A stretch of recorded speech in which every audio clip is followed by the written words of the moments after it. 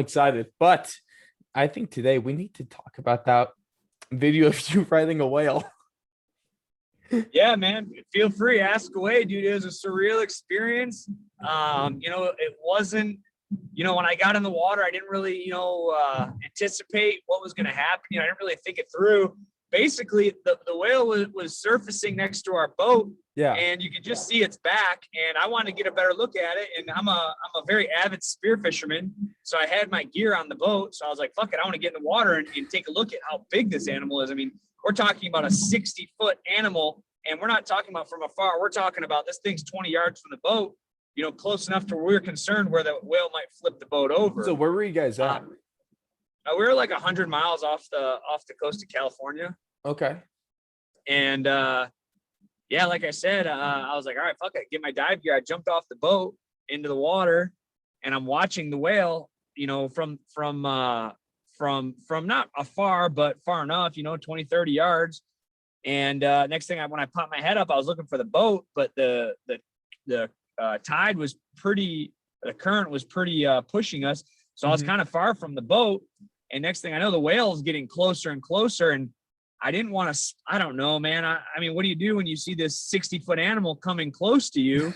And next thing I know, the whale goes under. And now I'm looking for it I'm looking under the water, and I can see it. And it's like right next to me. I'm like, holy shit. And I get up and I start yelling for the boat. But again, I didn't want to, splash around. And dude, I don't fucking know if there's sharks in the area or what. So I didn't want to look like I was in a panic. But my buddy's trying to get close to me with the boat. Next thing I know, the whale is like right there next to me. And I'm like, holy shit. And a wave kind of pushes me, and I bump into the whale, and I didn't want to piss it off or startle it. So you'll see in the video where I kind of drape my arm over its back. And when I put my arm over its back to kind of hold me close, because again, I didn't want to bump into it and have this thing freak out. And then it goes down. Like as soon as I put my arm around it, the whale drops down like, I don't know, 2 or 3 feet. And it like positions himself right in between my legs, and then he surfaces again. So, it's my theory is that this whale, this mammal, sensed that I was, distressed, and came and potentially thought it might have been saving my life. And which I just think is like, when animals aren't like people. Like if you and I are out and I see you drowning, I'm going to jump in the water and I'm going to try and save you. You don't expect animals to do that kind of thing. So whether that was the intent of the animal or not, I believe it was. And it was just a surreal fucking once in a lifetime experience, man. Like and it wasn't like it's my pet, you know what I mean? Like if a dolphin trainer is drowning in the water and it's wait, Justin, you're saying that you don't have a pet dolphin. Can we confirm that right now? Well, I will not confirm or deny that. But as for now, I do not. But yeah, dude, but seriously, like, even if it was like a pet, like you see dogs that'll grab the rope and, you're in a boat or on a raft, the dog will grab the rope and try and swim you to shore. Well, that's your pet. They're saving you for a reason. They're saving you because you provide them shelter, you provide them protection, you provide them food. Dude, this whale is just a fucking random 60-foot whale. And, to the best of my knowledge, and it appears in the video, and it appeared to me that, again, this motherfucker might have been trying to save my life, which, hey, what's up, Carl? Yeah, this thing might have been trying to save my life, which to me is just for an animal. And again, it might have not been that. Maybe it was just coincidence, but I believe that, I like to think and I like to believe that this animal is trying to save my life. And it's just, man, it melts my heart. And it was just to think of another animal, a mammal besides humans, that has empathy and think, I've heard stories of dolphins saving people from sharks. And again, that whale might have just thought I was in distress and came to help me out. And I think that's just so fucking awesome and surreal, man. That's ridiculous. So we've seen like plenty of, outside the cage craziness from UFC fighters. I mean, most importantly, he's in the headlines from his recent fight, UFC 2 Vegas 26. You have Cowboy Cerrone, of course, a guy that lives life on the edge, former bull rider, does all this crazy like underwater cave diving stuff. But here we go. We have Justin Jaynes, who rides dolphins because he was curious. Is that safe to say? Well, I mean, or sorry, not the whales. whales. But you know, I can you gotta call me the whale wrangler. You call me whatever you want, man. But as cool as the experience was, you know, I know I said it like, oh, I'm the best fisherman, you know, and blah blah, which I still think I am. You know, even without the whale video, I still fish the fuck out of everything. Well, what's your favorite? What's your ideal to have the kind of thing experience to fish? of check it out, going to UFC PI here. Ooh, to check it out. You know, of me being on the whale's back it was just, again, a surreal experience. What's up, Brad? That's so damn. My food right quick. That's so damn cool. But there's been recently, it seems like, especially with Gregor Gillespie with his return. Hold on fight, 1 second. I can't hear you. 1 second. Oh yeah, no problem, sir. Damn. This is the fun stuff. Here, go ahead. Oh, we going now? Yeah. Hey, what's nice, if you're watching this on video, of course, we're going to have that whale riding video on loop for the remainder of that. But also you get to see a little, I guess, behind the scenes tour at the UFC PI from the screen of Justin Jaynes. So he's giving some behind the scenes access right here. This is sweet. But there's been this recent debate of who the best fisherman is in the UFC. You got Gregor Gillespie. You had Conor McGregor trying to show off. He really thinks he's the best at everything, which is, I guess, fair to say when you're the notorious one. But we have to shine some light on you, sir. So let's get that discussion going. Can you state your claim as to why you're the greatest fisherman in the UFC? Well, because here's the thing with fishing. You know, it's just because you go out and catch the biggest fish, the most fish, doesn't claim you are. It's those days where you're not catching any fish and you stay diligent, you stay in the water and you keep going. And, you know, I've fished around. See you guys, take it easy. I mean, I've fished around the world. I've caught fish as big as 500-pound mako shark to, you know, 1 pound crappie, you know, bass fishing, walleye fishing, muskie. There isn't a fish out there that I haven't caught or attempted to catch. You know, Conor McGregor fishing off the dock and catching that little pussy ass fish in the ocean, or, you know, when Bryce Mitchell is holding up his little crappie, it's like, oh, that's cute. I remember fishing in my mom's pond. But, you know, we're talking about, I'm out tuna fishing. You know, we were on a 5-day stint, me and my buddy, out tuna fishing, and we're not catching any fish. You know what? I fucking caught a whale. So get at me, man. Justin Jaynes is the best and most diligent fisherman in the UFC. So let's keep it going. This is going to take me into the next thing we want to talk about, because, of course, you're not only the greatest fisherman in the UFC, you also have a fight coming up. You're another fight here in the UFC, your 5th one with the organization coming up here on June 26th against Charles Rosa. You're looking for another performance of the night bonus, something that you've done well, especially in your first fight when you, when we had that fantastic interview when we first had you on, when you made that absolutely ridiculous breakthrough onto the promotion. So of course that's still a really cool thing to talk about, but you got that bonus there. I mean, maybe Gregor Gillespie, he raised, one of the other fishermen recently got his 100K, maybe put that towards the fishing gear. But let's talk about how are we going to be coming for this other performance of the night bonus. Maybe get yourself some more fishing gear as well. How's camp going, and how are we looking for this matchup with Charles Rosa?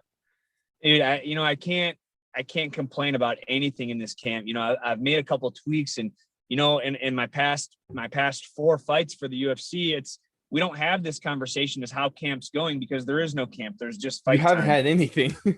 My longest camp right now is 3 weeks against Gavin Tucker, who's ranked in the top 25 right now, and, you know, that's not a camp. You know, when all my whole UFC life has all been around cutting weight. You know, when I got the call to fight Gavin, you know, I was almost 180 pounds fighting at 145 in 3 weeks. It's when you have that kind of weight cut and that kind of, nutrition you have to take care of, you don't have time to game plan. You don't have time to really work on the technical aspect, because, again, all you're doing is trying to lose weight. You know, moving on to, my 3rd fight in the UFC, and these aren't excuses. These are just facts. You know, I'm fighting Gabriel Benitez. I had 2 weeks. You know, I had COVID in November. I had COVID for 2 weeks in November. Then I fight Gabriel Benitez December 5th. I mean, again, preparation time. Those 2 weeks of training I had were all just on cutting weight, dieting, you know, trying to get my weight to fight Gabriel. And then my last fight, obviously, on 3-day notice. I mean, how do you plan for a guy that has a 12-inch reach advantage on you?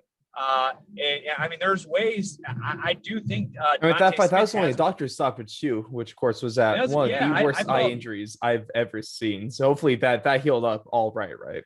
Yeah, dude, we're good. It's still a little we're dark, looking man. good. I think it's permanently dark. But again, I think Devontae Smith is a great matchup for me, and I think that's a guy I can beat. But I couldn't implement all my tools because there's always that concern of gassing out. Again, we're talking 3-4 day notice. Going into that fight, I hadn't sparred one time since December 5th, or December 6th, my last fight against Gabriel Benitez. I had some injuries I was taking care of. So people are looking at my record thinking, oh, this guy he's a turd. He sucks. No, don't be mistaken, dude. I have tools and I have a full camp. My weight's in check. I have a team of people, Nicole at the PI, Clint at the PI, Levi at the PI. All their focus and concern is what food to give me to make sure I make weight.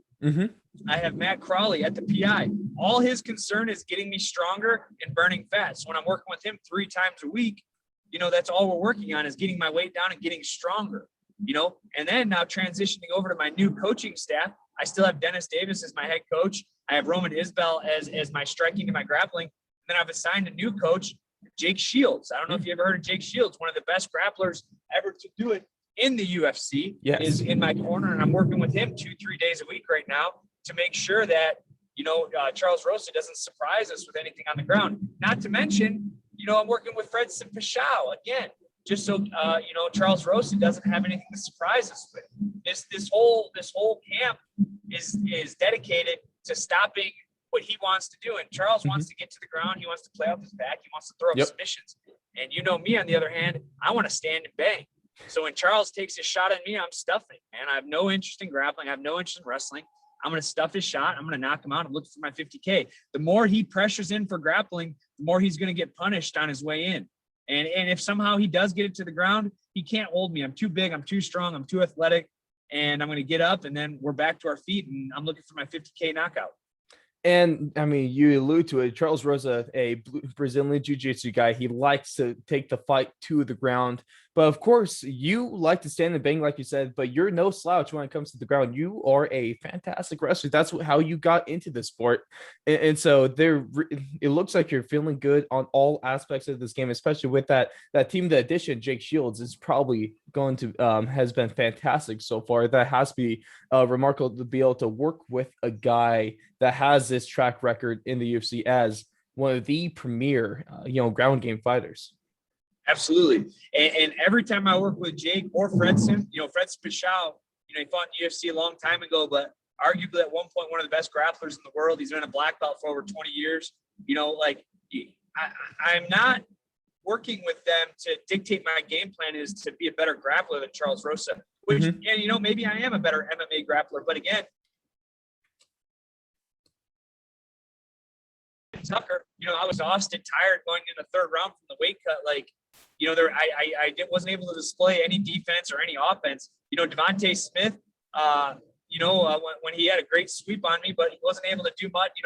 Unfortunately, I just feel that my grappling and wrestling is way overlooked because nobody's seen any of it. Well, when Charles Rosa goes to engage me, I'm going to be ready for it, and I'm going to have a couple tricks up my sleeve. And my wrestling and grappling will be respected after this fight.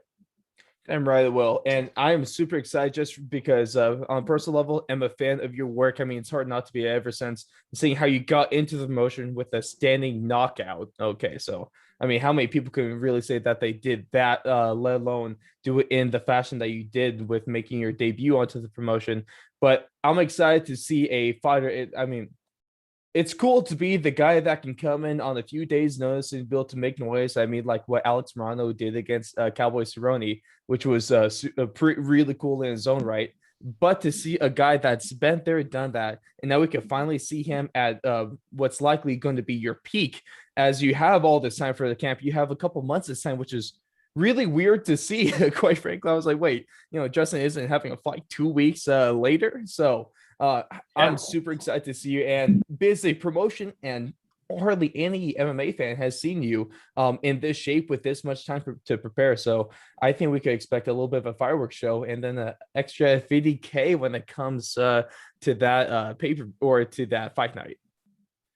Yes, sir, man. Like I said, this camp, I've had more time for this one fight than I have all my other fights, almost times 2. So think about that. This one fight, I'll have more prep time than all my 4 other fights combined, and times it by 2. So, dude, like I said, this will be the Justin Jaynes that I know and love, that nobody's been able. It's still going to be the guy come in and I have the grab. Mm-hmm. So one last thing, one of the things I would like to talk about, just because I've been able to get your thoughts and statement on this yet, but what was it like? Of course, you are an extreme couture guy, and another person that is now the current UFC heavyweight champion of the world, Francis Ngannou. So what was it like being a part of extreme couture, and then being able to see your guy Francis Ngannou take the belt and stake his claim as the baddest man on the planet? With regards to Francis, Mm-hmm. right before, and I shouldn't say right before, but I do want to make a formal apology almost to him and my team, because right before I was on a podcast and someone Mm-hmm. asked my prediction and with the Francis Ngannou Stipe, and Francis is my teammate. We do train in the same building, but it's not like, he's not someone that I hang out with. And, I kind of fucked up, and I regretted saying it. I should have believed in the people that I do know a part of his camp. Eric Nixick especially is, I said before the fight that I wasn't sure that Francis could handle Stipe's wrestling. Mm-hmm. I said I wanted him to win, and I was hoping he would win. But again, I wasn't sure if he could handle with the wrestling. And, I should have known better. And I really regret saying that, especially publicly, because he is my teammate. We are training on the same gym. And his coach, Eric Nixick, is a very good friend of mine. And, I just want to give a formal apology to everyone that heard me say that. I really regret it. And, again, I should have believed in my team to fill in the holes where Francis was missing, and they did. And obviously knocking Stipe out in the second round really did. So I'm very happy for Francis. I don't want to say that I was a part of it, because I wasn't. I mean, I was in the same building, and I was training next to him, but it's not like I was wrestling or helping him at all. So I don't want to say that I'm a part of it. But anytime anybody at our gym wins a fight, whether it's Francis, as big as Francis for a UFC title or an amateur fighter, I'm very happy for them, because I know the work they put in. So first and foremost, again, formal apology for the things I did say on another podcast. And I'll always believe in my team and the coaching staff at Extreme Couture. That's an honorable thing to say. Of course, I'm not going to fault you for that personally. I can't have no grounds to stand on, but it's all good. Now we get to see him as champion. Now we get to see him probably make his defense against, I guess, Derek Lewis, because John Jones is asking for too much money is what it sounds like. And I guess we can go and pretend that this is the first time that those two guys are going to fight, because I know we're let's not talk about the first fight, Lewis and John. If I'm not mistaken, I'm pretty sure it was a very slow-paced fight, if I'm not mistaken. Yeah, there were about 35 significant strikes thrown in that entire 3-round fight. That was Ngannou's first fight after losing to Stipe in the first time. Derek Lewis had back spasms, and Ngannou was fighting, they were saying, a little hesitant at that point. So it was one of the worst fights I've ever seen. Of course, as long as we have you in the octagon, though, we never have to worry about seeing a bad performance, whether it be knocking out. I mean, unfortunately, taking a huge knee to the solar plexus, which probably hurt a whole hell of a lot. I can't imagine what it's like taking a body shot from one of those things, let alone to the head, or just getting your eye all jacked up. What was that like, though? Just really, was it weird? Has it happened to you before, where your eyes swollen up that much?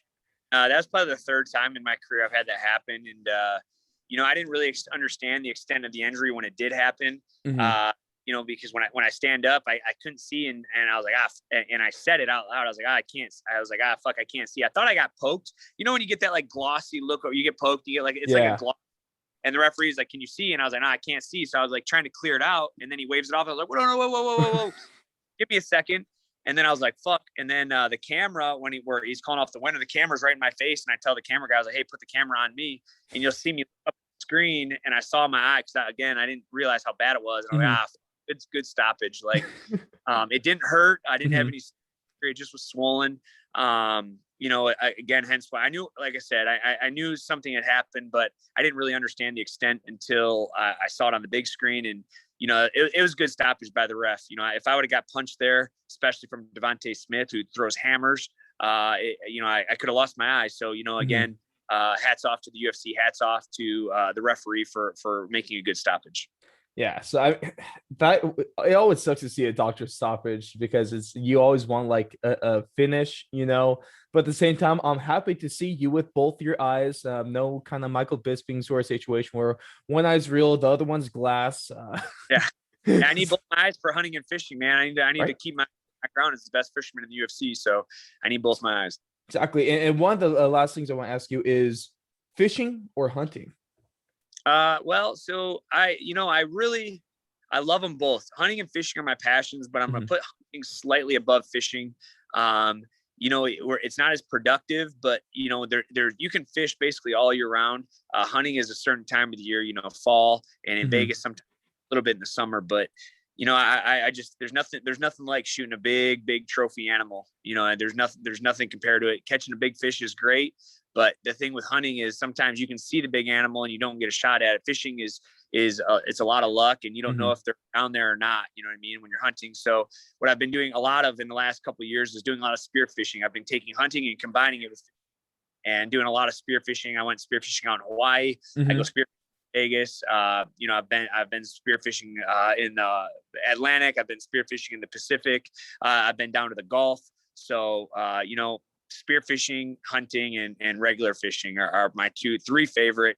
I'm probably going to say hunting is my number one though. Man, spear fishing, that you really got to take the luck out of all of that, because that is 100% skill. It feels like I would no, I don't even want to see me attempt that.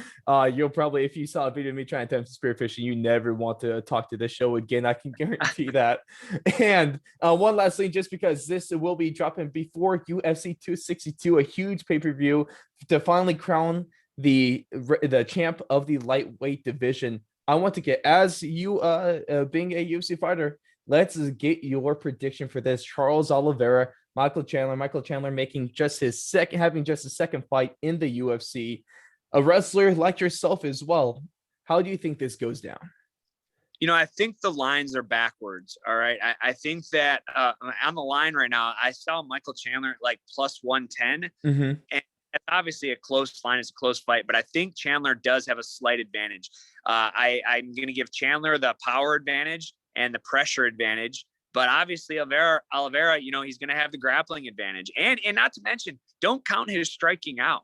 You know what I mean? He is a great striker. He's long. He's rangy. I see Chandler winning this fight with pressure. But if Oliveira did pull off an upset submission, a triangle of some sort, I wouldn't be surprised. We're talking about a classic matchup of the wrestler versus the grappler. Like I said, again, I believe Chandler is going to out wrestle him, but when it gets on the mat, look at Oliveira, man. The way he puts together submissions and the way he attacks submissions is unbelievable. And I really don't like watching grappling in MMA. I'd rather see slobber knockers, but when Oliveira fights, I like watching him because he's so technical and he's so precise. I'm giving the edge again to Chandler. I'm putting my money on Chandler only because whoever's the dog in the fight, on the money line is who I'm going to take because it's such a close fight. Oh yeah, I think you kind of have to. This is you kind of go back and forth between featherweight and lightweight. It seems like featherweight, at least when you actually get your camp, don't have to worry about losing all that weight as quickly. I feel, man, I would not be able to do that weight. I like my carbs way too much. That's a killer for me, my friend. But something to keep an eye on, especially. Yeah. There we go. What's in the bag? What we got for lunch today? I don't know yet, man. It's a surprise. It's a surprise. Oh, isn't sometimes it's good, sometimes it's not so good. So lunch. Let's get the unboxing. Oh, look at that. We got some steak, we got some yams, we got some mixed veggies. Oh, that's it. That's my lunch. Are we happy with that? Or is that well, it'll be okay. And then boom. Look at that.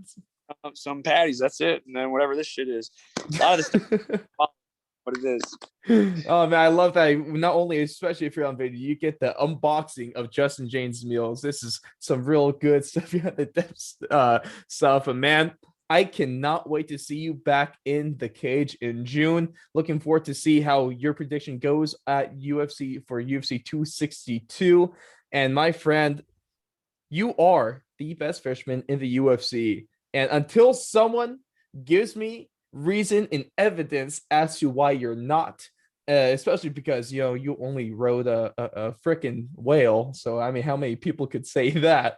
Let alone how many UFC fighters could say that? I think you're just right there at the top of the food chain when it comes to fishing. Hey, Justin Jaynes, a man that could start people on a 6 days notice, and he could ride whales. So really just an absolute legend and beast of a human.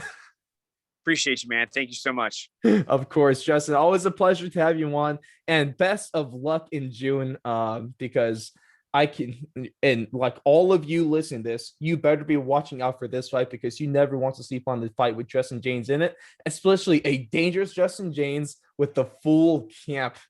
This is going to be a blast. Yes, sir, man. I appreciate it. I'm very excited myself. All right, Justin. Thanks again for taking the time. Please chow down the food, even though it doesn't look like too much. I'm sure you're starving at this point. Oh yeah, no doubt. But it's all on the day, man. Just another day of work is all.